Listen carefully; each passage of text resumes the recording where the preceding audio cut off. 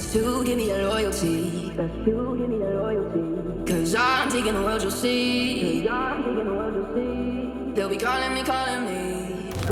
So first, we're gonna start off with a quick little superset, get the blood pumping. We're gonna get some blood in these quads and these hamstrings. So first, we're gonna start off with a leg extension, then we're gonna move straight to a ham curl.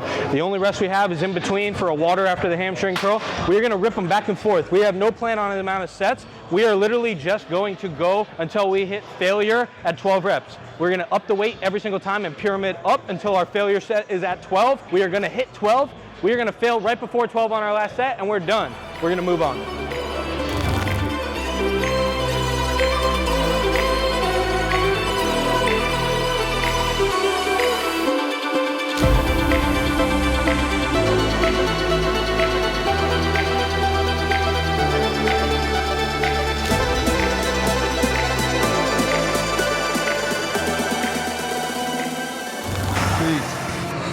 Come on, squeeze.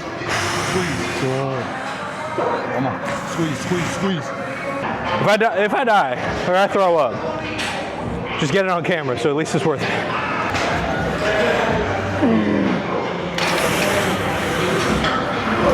Come on. Up. Good.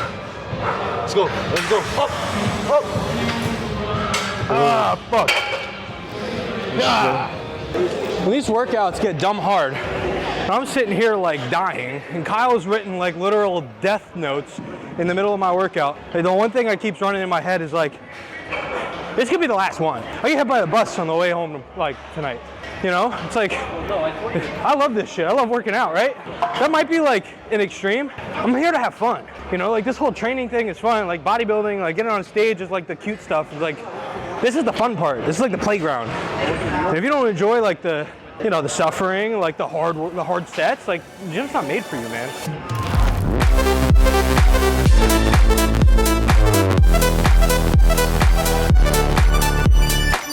Nice, don't stack it. Keep the tension on.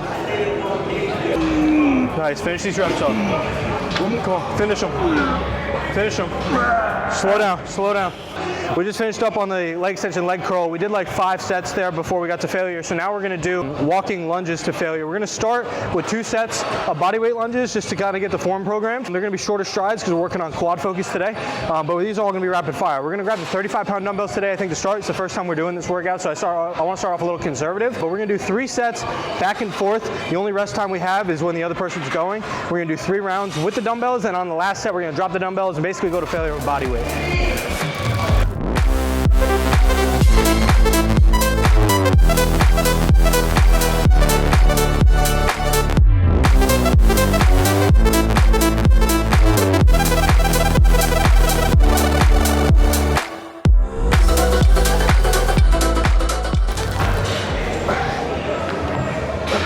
It's good. Light work. It's like, you know, you go through the whole prep and training just feels like ass the whole time. And you finally get calories back and the training just gets harder because you just have more to give. But it like reminds me back when like, I used to play football. And like you have practices, you get in like the 6th, 7th, 8th week of the season and you start to drag. And I just like think back to myself, I'm like, I'd go home and I'd be like, damn, I left some plays out there. Like I didn't sacrifice everything I had during that practice. And like game day's different. Like you lay it all on the line because there's a game on the line. But you save so much in the tank at practice. So it's like, as a young athlete, like the big mistake I made was like saving myself. And now I get the opportunity being in the gym and being competitive again. I don't save a damn thing.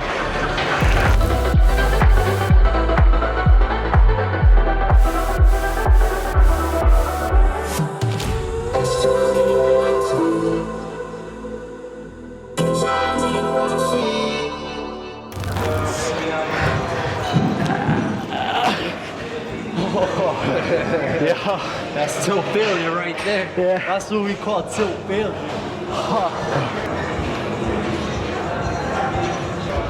Control them every step. Keep it up.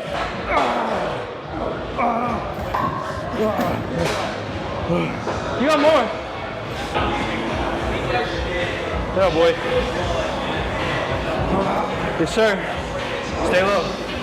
We just finished off with the lunges. They were pretty brutal. And even worse, we're gonna do Bulgarian lunges. So we're gonna sit up here on this pad and we're gonna do Bulgarian lunges. We got 3 rounds with a weight. We're gonna kind of ascend in weight. We're gonna work for sets of 6 to work up, and we're gonna shoot for sets of 15. We're gonna do 3 rounds of 15 on both legs. On the last set, we're gonna drop the dumbbell at failure at about 15, and then we're gonna go body weight. And then as soon as we fail at body weight, we're gonna go into a deep stretch into the quad, pushing through the toe, trying to really stretch the quad until we can't manage the pain anymore.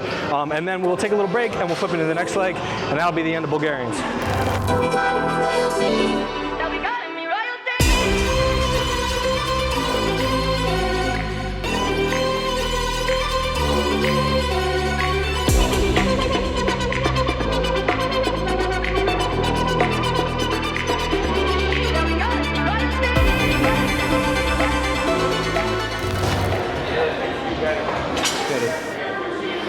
Let's get those veins popping. Let's get it.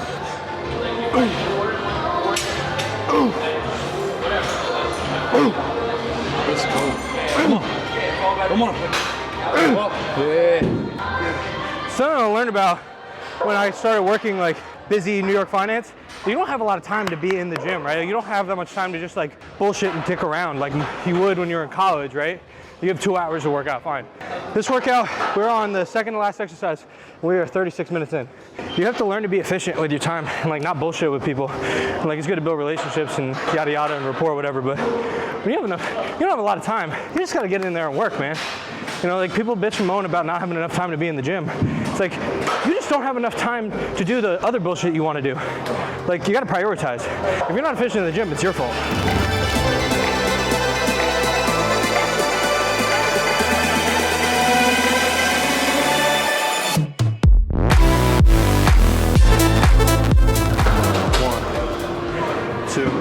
Don't give up here. 3, 4. Finish it. Attaboy. These extra reps that make it. These are what count. These are the ones that count.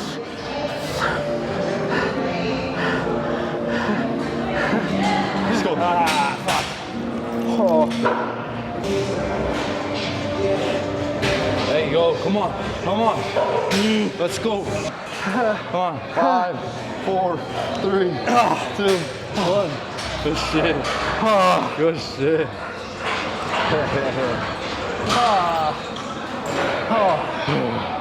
What's the shot? Good shit, good shit. Son. We're ready. We're always ready. I rep that brand. 5, come on. 6, 7, 8, come on. 9, no bitching out. Come on now, go. Come on. So the last thing we're gonna do is the step ups. He wants us to do this like firm leg, like basically knee height, right? Yeah. We're gonna go fully planted, weight in the heel and the toe, right? So we're fully distributed. And we're gonna be explosive through it, and then come down, explosive through it, and down, 3 by 15. Yeah, don't touch the bench. Yeah, because we're gonna keep all the weight here. It's as we're fatigued, right? Because this is like the 5th movement we're doing. We could use a little bit of push off with the other leg. That should help at the end. But we're trying to mostly push off with this back leg. And because we got our heel in it, we're gonna get a bit of glute, but we're gonna finish through the quad, right?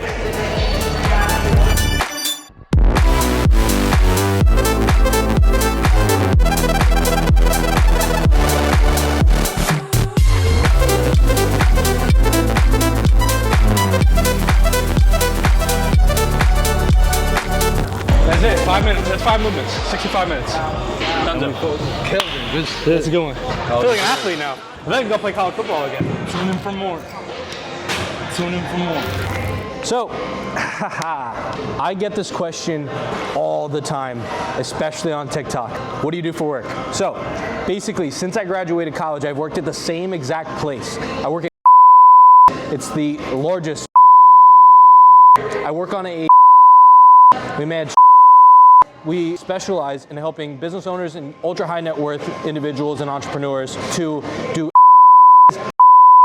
and that is our main course of business, as well as it basically extends to everything and like I just described. We do basically white glove, ultra high net worth services, sector, and I've been doing it for almost 5 years now.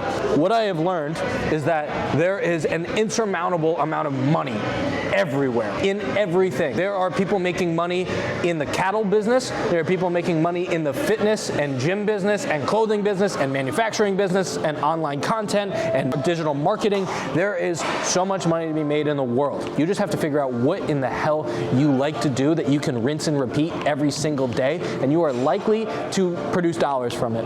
My job is.